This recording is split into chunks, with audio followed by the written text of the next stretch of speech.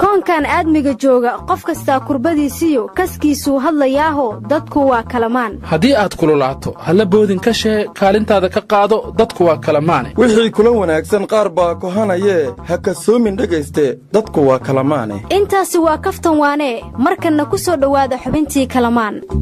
khiyaare weyn salaamay rag badan meesha waa ku joogtaane ninkii qosolka xumaamee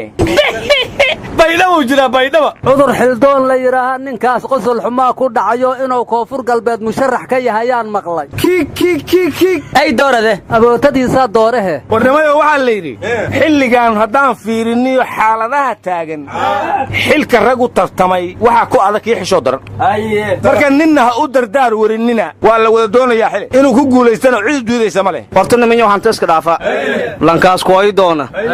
waan isdifaac doona michael siin sheega koonfur galbeedna ay baan sharxan aw shariif i muqtar rowan sharxan lankal meelaha suruma karo big lang arko ma jir lamadii on hayn lamadaas ay bahraa doonay hadii lang maleeyaw ariiti la araay aamana mad mursal warkaaga ba xabad kama fahmino kan hadan sheegayno kale ya kasi daranaad nagu naqatay halkiin tala galay bini fahamt warana qosulkii ugu diray kiyu ku waryahay war wadaadkan waa warmooge ninkii odaga roobo waxa degraata cada dawladdu ka soo saar wasaaraduna abnigun ma tartami kareetid warroobo awalba dawladda amarshama ku qoynayo warnimaya warroobo maanta ayuu hadlay waxa uu yiri mar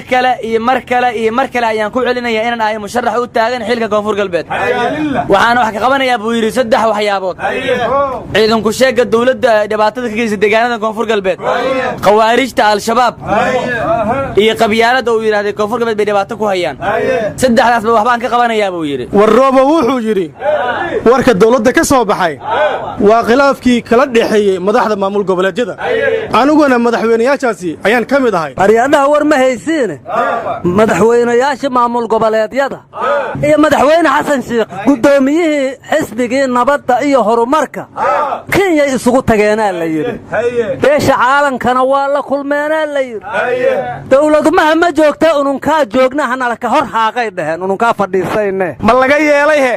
igu jira ambaha laga yeelay ambaha laga diiday warnimayow nin abwaan sandheela la yiraahdo heesuu sameeyay soo xasuustay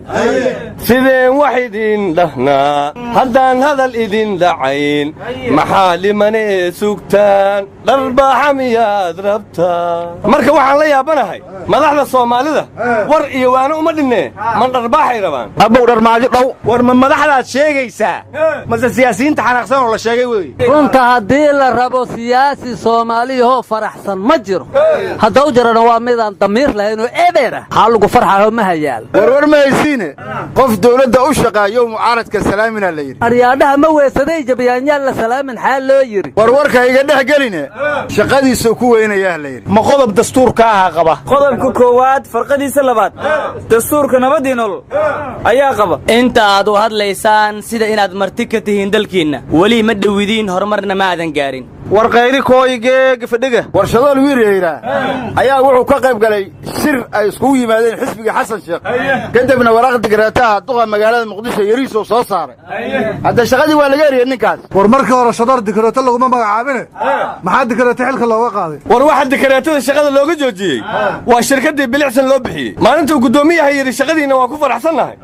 maalintii ku xigtana shaqadu ka joojiyay ambaha lagu dikriyo ambaha lagu subciyo horta shaqadii ma laga raacdeeyay war ballan war nin garyara la yiraahdo shirkadda bilicsan madaxdeeda ka mid ahaa wuxuu yiri mucaarad baa tahay shaqadiina la kaga joojiyay marka mabda'a iyo danta guud iyo nolosha hal kala saaro war wareegtada ka soo baxday xafiiska gudoomiyaha gobolka Banaadir waxa lagu mamnuucay in bajaaj cusub laga soo dejiyo dekedda Muqdisho sababtana wuxuu ku sheegay in tiradii ay ka batay bajaajta war miyaad maqlan laamiga bajaaj badana war saas ma han baasha ku dheelin beel ciliir badana way aryaadaha anugu caasileydaan mamnuuci lahay darawalku ma how rabo roogsaha krishbayguna waa ma how rabo asna taga waa kuwa ugu akhlaaqda xun warada war ma haysaana waxa maanta yimid National Theatre wasiiro badan oo loo xil saaray dhismaha tiyaatarka oo gudoomiye u yahay Dr. Bayle wasiirka maaliyadda maareeyahana ku soo dhaweeyay la yiraahdo Abwaanguure waxayna sheegeen bishaan gudaheeda in dhismuhu bilaabanayo waradar ber hore ayaa tiyaatarka iga Soomaaliland dhinaca diidu noo dhisay aryaadaha dhinaca diidna shimaw Soomaaliland aaday war ma hayside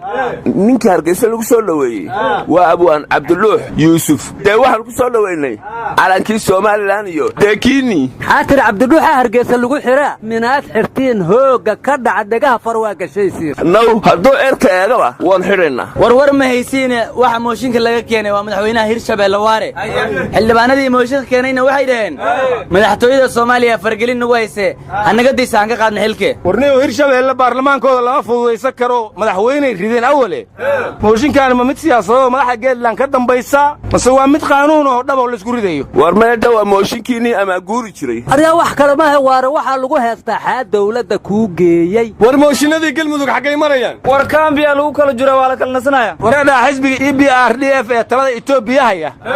mar kale u doorteen gudoomiyaha xisbiga ra'iisul wasaare Abiy Ahmed 2 sano inuu sii hayo xisbigii Soomaalidana waa lagu soo biirinayaa baa leeyahay warniyo ninka Abiy Ahmed ku doorasho badana war koox al-shabaab la baxday dalka Mozambique 9 qof oo shacab ay ku dileen 70 kalena waa dhaawaceen war shabaab ma idin ka guurtay godana u dambeeyay arxaatir war farxad lahaan maqlay shabaaba Mozambique ku guuramiya waxaan maqli jiray guuro guryaha noo banay geedi bala guure aryaadaha bariga xaashan la yaabaan arka xaa ku qoraahe waxa ku dhignay in dawladda qadar loo fasaxay sagaarta Soomaaliya joogto war ma qadara sagaaro dhoofinaysa war imika ka hor waa intii dumar u dhoofiyay Sacuudiga imika ma sakaarada dhoofiseen aryaadaha qadar waxa weeyaan ka korahayna ma sagaaro dhoofid kale ay ku ekaatay khilaafkii kala gaaray dalalkaasi khaliijka nimankii qadar doortay qasaaray ka talsheen war maxkamadda ciidamada qalabka sida Uganda ayaa Muqdisho timid oo intii dambi gashay la saarayo warniyo goorma Uganda isnoqoteen war Turkigu saraakiisha tababaray maanta lagala wareegay dalkan ayaga xasilinaya war ma haysadii ciidan cusub ayaa xamar lagu wareejinaya amnigiisa waana xasilin labaad xasilin saddexaad tii afraad iyo tii shanaad war ciidamada 14 Oktoobar ma la iska dhaafay tababar badan maalin kasta ciidan la soo tababaraya mana la arko ariya adan indhahaagu wax fiican u jeedi rabin war annaga horaan loo tababaray ciidankayga Soomaaliland horta laga taganiyo hortu ka raqmay difaacan ariyadaha dawladdan ciidan lahayn intaad ku aragtay saysa ku jiri kartaa waa leedahay dawladda ciidan annaga u ciidan hada